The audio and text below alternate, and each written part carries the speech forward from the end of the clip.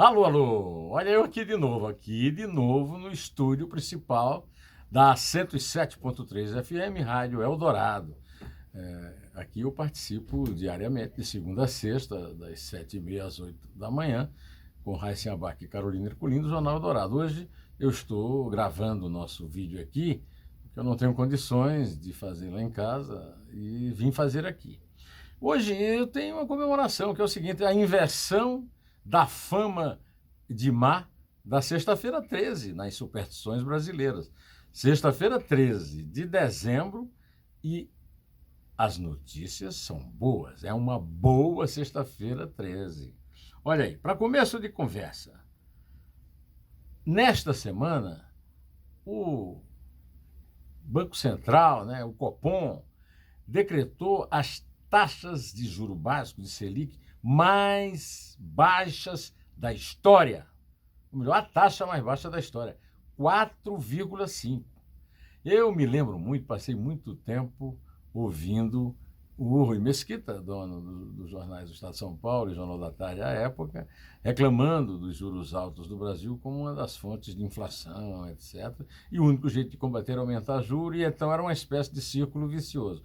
Agora, se conseguiu um feito inédito, uma taxa de juro baixo. E aí, hoje, eu almocei com meu amigo Zeca Cunha, um dos meus conselheiros econômicos, o outro é meu filho Vladimir Pinto, e o Zeca me informou o seguinte: a grande notícia daí é que a taxa de juros deixa de ser um investimento favorito de quem vive de investir, e, de uma certa forma, combate o chamado rentismo. Porque quem tem dinheiro para investir, em vez de investir pegando dinheiro para colocar, para emprestar por uma taxa mais alta, vai procurar renda melhor e aí termina investindo em imóvel, investindo em outros bens e favorecendo a economia brasileira. A outra notícia boa é que hoje foi noticiado que o Brasil teve o seu risco país no menor nível em 7 anos. A nota do Brasil passou de estável para positiva pela Standard & Poor's. E nós tivemos um aumento de 0,6, isso já faz algum tempo que foi comunicado, do terceiro trimestre em relação ao terceiro trimestre do ano passado. E mais, também coisa que eu já comentei aqui com você, tivemos um aumento do PIB industrial, que era tido assim como um ponto muito difícil, muito complicado, e de 0,8 quando se esperava algo próximo disso. Então é tudo coisa muito pequena, mas o Zeca me convenceu, como também eu já conversei com o Vladimir sobre esse assunto, de que isso significa, tem um dado importante, que não tem dinheiro do governo, só tem dinheiro da economia privada, e isso mostra que é um dado sólido, É um dado sólido. Hoje eu não tenho aquele copinho amigo que eu tenho lá em casa, mas trouxe uma garrafinha aqui para molhar um pouco a palavra, porque tem muita notícia boa. Por exemplo, ontem a Bolsa de São Paulo bateu um recorde, 112.199 pontos. E nós tivemos uma notícia lá na editoria econômica, ou seja, uma coisa mais para especialistas, e os especialistas tiveram de ceder à realidade de que realmente nós não temos ainda um crescimento espetacular, mas já temos alguma coisa bastante segura, principalmente por causa do tal do CDS, o Credit Default Swap, que era de 205,1 em janeiro e passou para 100,2 agora em dezembro. É o menor nível desde outubro de 2012, segundo o IHS Markit. Pois bem, o Zeca, inclusive, não vai gostar da forma como eu comecei esse vídeo, porque ele queria que eu não começasse com a economia. O Zeca é tão entusiasta da Lava Jato que ele queria que eu comentasse primeiro a notícia que está no alto da primeira página da Folha de São Paulo, jornal principal concorrente do estado de São Paulo, onde eu trabalho, mas também onde eu trabalhei muito tempo. E a Folha de São Paulo deu no alto da primeira página da edição de hoje que 81% dos brasileiros, segundo o Datafolha, são a favor da continuação do trabalho da Lava Jato não contam de jeito nenhum com a interrupção dele. E é uma notícia que você pode dizer assim, se a Datafolha está dando... O Augusto Nunes disse lá na Rádio Jovem Pan que se a Datafolha disse que o Moro tem 53% de popularidade, é que deve ter de mais de 55%. Né? Eu não sei se ele tem razão, mas a verdade é que é um índice muito alto e que a Folha, durante muito tempo, desde que o comprometido em pornografia lá em Nova York, Glenn Greenwald, sonegador de imposto também em Nova York, e considerado traidor da pátria pelos vazamentos do Wikileaks, né? Começou o chamado Vaza Jato. A intenção do Vaza Jato, em conta-gotas de ácido sulfúrico expedidos no Brasil pela própria Folha, pela Band News e pela Veja, tentou desmoralizar o juiz Sérgio Moro, agora ministro da Justiça e da Segurança Pública do Bolsonaro, e o procurador Deltan Dallagnol. Primeiro se tentaram em cima do Moro, mas não deu muito certo, e depois em cima do Dallagnol.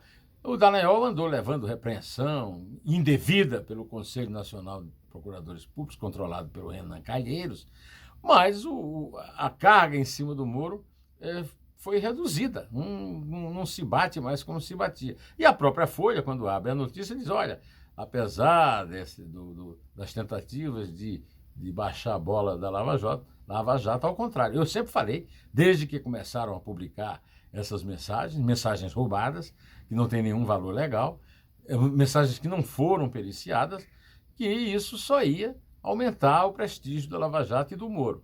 A prova está aí, através da Datafolha, que pertence à empresa que tem dado força, que tem sido parceira do Glenn Greenwald e do Lula, porque isso foi tudo planejado pelo Lula com o Glenn Greenwald, que foi visitá-lo lá na Sala de Estado-Maior e fez uma entrevista com ele para o chamado Intercept Brasil. Né?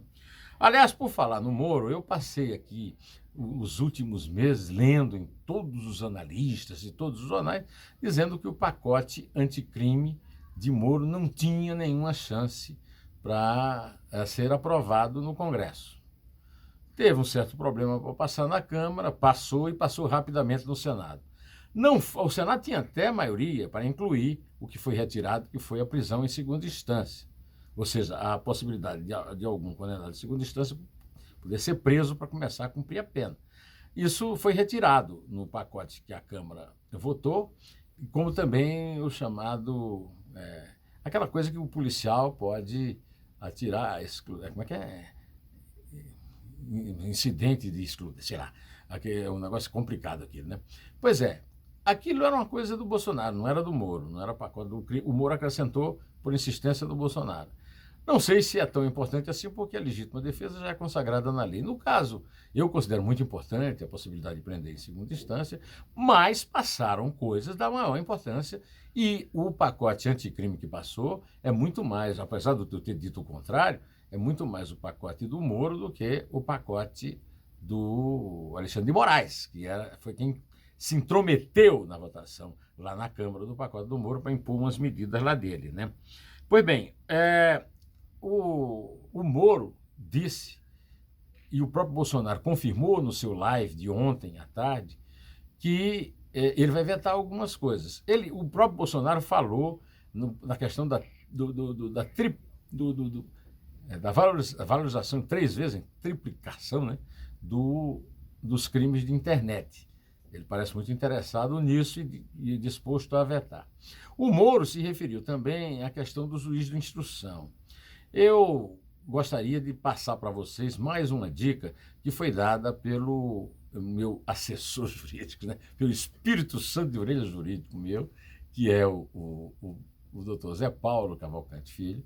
O doutor Zé Paulo Cavalcante Filho foi ministro da Justiça, foi membro da Comissão da Verdade e agora, nas horas vagas, gratuitamente me dá essa consultoria. Estou brincando, eu sempre converso muito com ele. E o Zé Paulo me explicou que essa história do juizado de instrução, ela nasce de uma feliz introdução no direito internacional da necessidade de um segundo juiz quando uma pessoa é processada por algum crime político, algum crime relacionado com opinião, etc.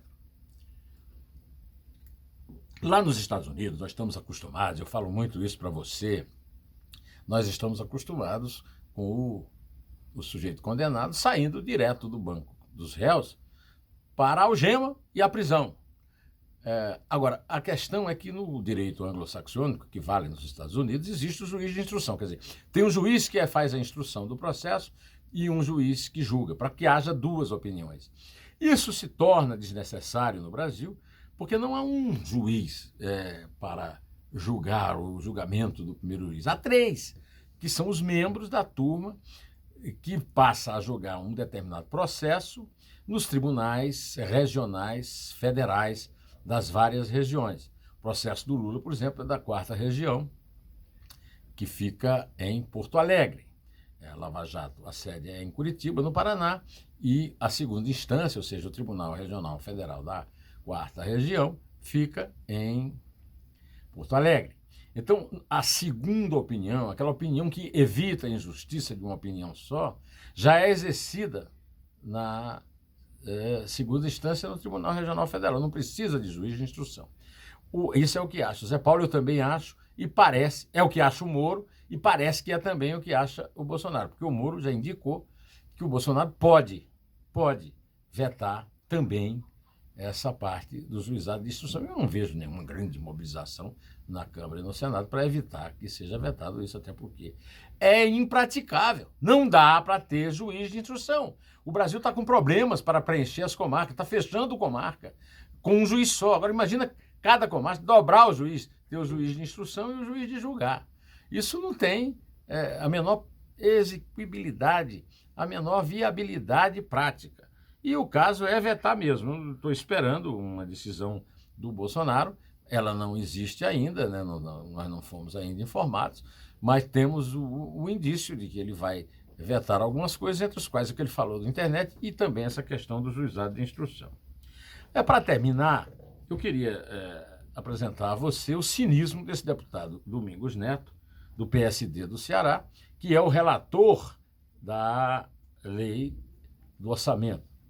E ele agora já admitiu que vai baixar dos 3 bilhões e 800 milhões de reais previstos por ele, acima dos 2 bilhões previstos pelo governo Bolsonaro, que mandou o texto original da lei, e que foi o valor gasto nas eleições federais e estaduais, para eleger o presidente da República, governador de estado, deputado federal, deputado estadual e senador.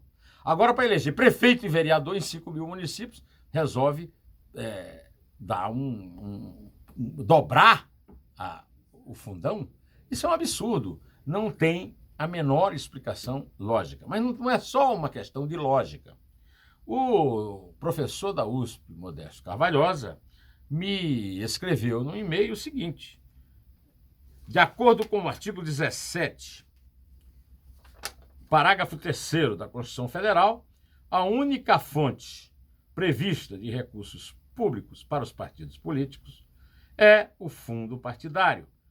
Outra excrescência, aliás, odiosa. Por quê? Porque os partidos são partidos, o nome está dizendo, são entidades privadas. Os partidos representam opiniões diferentes, não são públicos. Os partidos não são públicos, são entidades privadas. Somente uma emenda constitucional, segundo o professor Carvalhosa, poderia alargar o leque de privilégios financeiros para os partidos políticos e seus candidatos em qualquer eleição. Então, eu quero adotar a posição do professor Carvalhosa e dizer para você que, seja qual for o valor, o fundão é uma excrescência, porque tira do bolso do eleitor. O financiamento de campanhas políticas tem que ser dos partidos. Cada partido que se vire para arrumar o dinheiro, que encontre doador. Não pode ser doação de empresa. Pode ter doação de pessoas, pode ter doações individuais. Então, não precisa e não deve tirar dinheiro do povo para financiar campanha política, campanha eleitoral, né? Meu pai era chefe político lá no sertão da Paraíba. Eu participei de várias campanhas políticas organizadas por meu pai, para ele mesmo ou para alguns dos candidatos que ele apoiava. Isso tudo era feito em carroceria de caminhão a preço mínimo. Agora, só se fala em bilhão. né? Então, não tem o menor sentido. Eu concordo com Cavalhosa e devo dizer que também esperava, apesar de não contar com isso, que o Bolsonaro vetasse isso aí. Então, eu vou me despedindo de você, garantindo que amanhã eu volto. Domingo eu estou de férias, estou de folga, como eu já lhe falei, mas só no domingo. Amanhã eu volto, depois segunda, etc e tal. Espero que você me acompanhe, como sempre tem feito. Eu estou com 343 mil inscritos e quero aumentar esse número. Eu conto com você. Você compartilha nas suas redes sociais, inclusive na minha nova página. Eu estou colocando lá minha página no Facebook, no Twitter. E, além disso, dê a sua curtida, se inscreva, chame os seus amigos para ver, porque quem tem visto aqui tem gostado e se mantém por aqui. Eu espero continuar agradando vocês. Se não agradar, meta o pau que eu leio as críticas que vêm junto com a publicação do vídeo. Direto ao assunto, em pé, e só a verdade nos salvará.